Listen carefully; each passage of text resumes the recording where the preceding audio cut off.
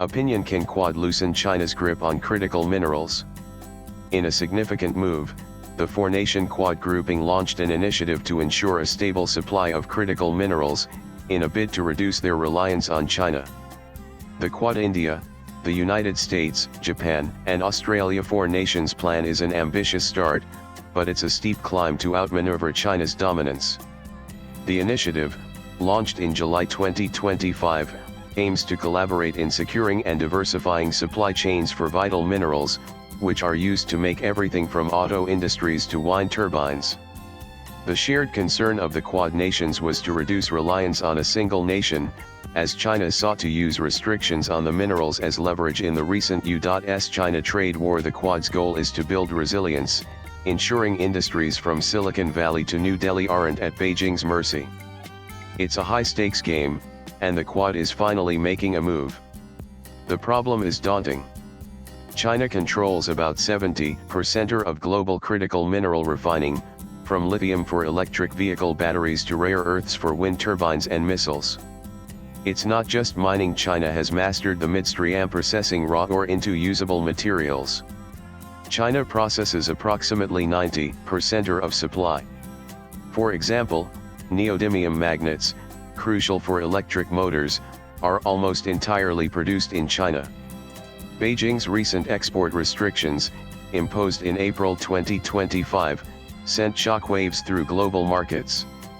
India, a Quad member, has felt this pinch severely. Beijing hasn't approved a single export license for Indian firms, stalling their tech ambitions. This move resulted in surging shipment backlogs and delayed clearances. This isn't just economics, it's strategic leverage. China's grip exposes industries to price spikes and supply disruptions, threatening everything from your next iPhone to a nation's defense readiness. The roots of this dominance run deep. The Chinese government recognized the value of the minerals market for the nation's internal needs and economic growth more than 40 years ago. China invested decades ago in mines across Africa and South America, securing cobalt and lithium deposits while others dawdled. It built refining plants, trained workers, and cornered markets. China has established favorable supply chains for cobalt, graphite, magnesium, and other vital minerals, making it by far the biggest participant in the African mining industry. The Quad's initiative is a wake-up call, but it's playing catch-up against a rival that's been sprinting for years. The Quad's nations focuses on collaboration. Australia, rich in lithium and rare earths, can ramp up mining. India, with its growing tech sector, can invest in processing plants.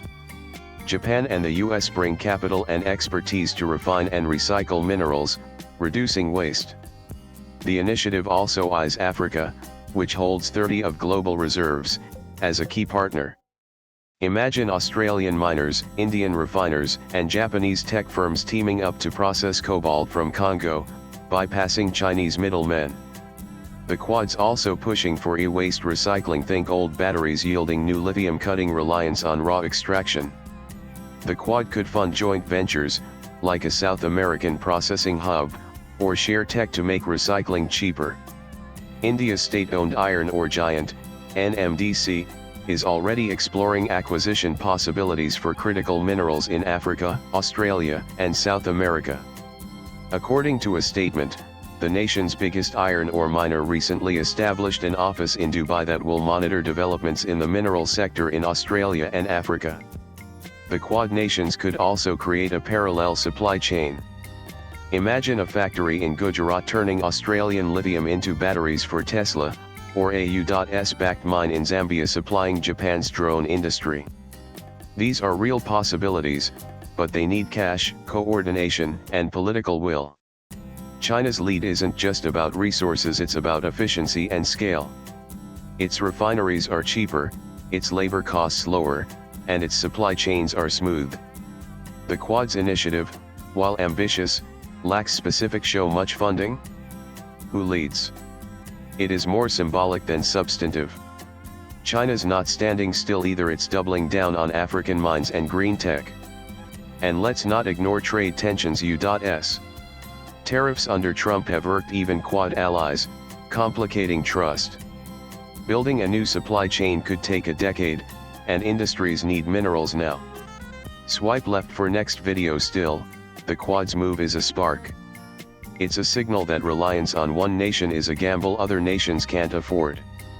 The critical minerals are the vital instruments for geopolitical power now. Governments and companies must invest no monies, refineries, recycling plants, all of it. If the Quad can turn talk into action, it might loosen China's grip. The writer is a columnist. His articles have appeared in various publications like The Independent, The Globe and Mail, South China Morning Post, The Straits Times, etc. Views expressed in the above piece are personal and solely those of the author. They do not necessarily reflect News 18's views. Latest blogs.